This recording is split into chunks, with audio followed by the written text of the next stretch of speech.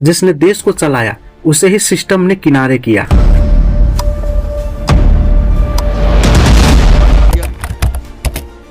आप सोचिए, एक ऐसा देश जहां कुल अर्थव्यवस्था का बड़ा हिस्सा एक समुदाय अपने खून पसीने से चलाता है, लेकिन उस समुदाय को ही राजनीति, सत्ता और पहचान से लगातार दूर रखा गया। ये कोई बाहर की कहानी नहीं है, ये नेपाल की कहानी है और इस कहानी का नाम है मधेश। लेकिन सवाल ये है, क्या मधेश नेपाल के आर्थिक रीढ़ है? क्या मधेशियों का योगदान सिर्फ शर्म तक सीमित कर दिया गया है? और क्या उन्हें उतना हक मिल पाया है जितना योगदान उन्होंने दिया? आज हम जानेंगे आर्थिक नजर से मधेश का असली सच।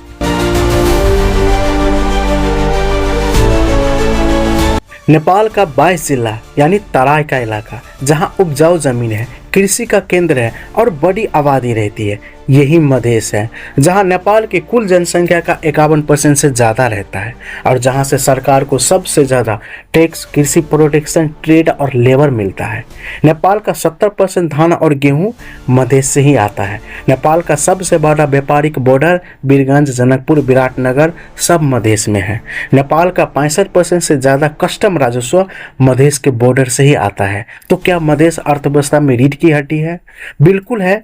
आप बताइए, 51% आबादी वाला इलाका अगर देश की रीढ़ है तो क्या इसे राजनीति में भी उतना ही वजन मिलना चाहिए या नहीं?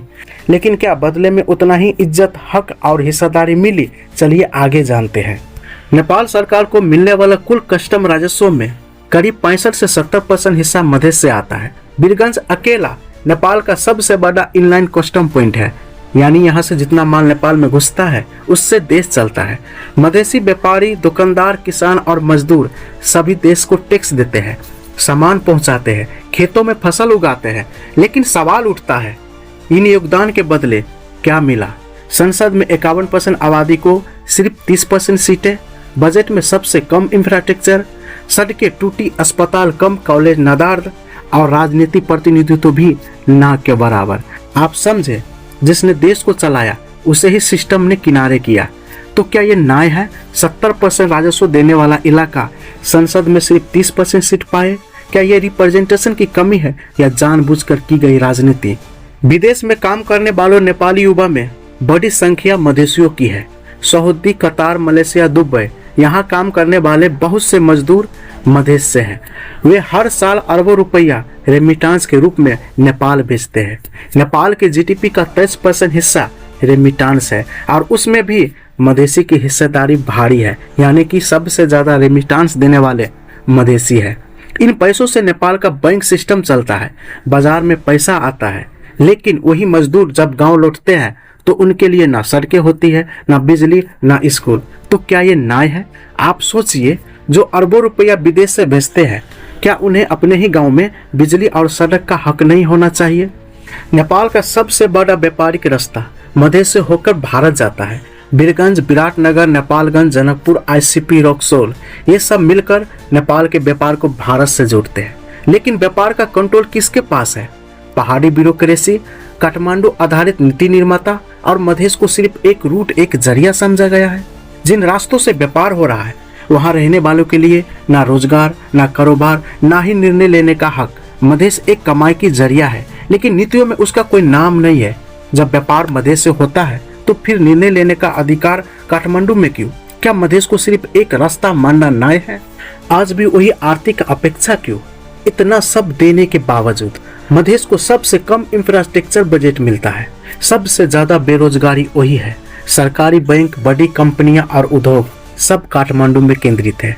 मधेसी युवा को बाहर जाना पड़ता है नौकरियों के लिए और सरकार कहती है देश चल रहा है रेमिटांस से। क्या यह एक सोची समझी आर्थिक साजिश है या बस एक गलती है? आपको क्या लगता है, ये राजनीति है या लापरवाही? जो भी हो, इससे सबसे ज्यादा नुकसान मधेसी जनता को हो रहा है।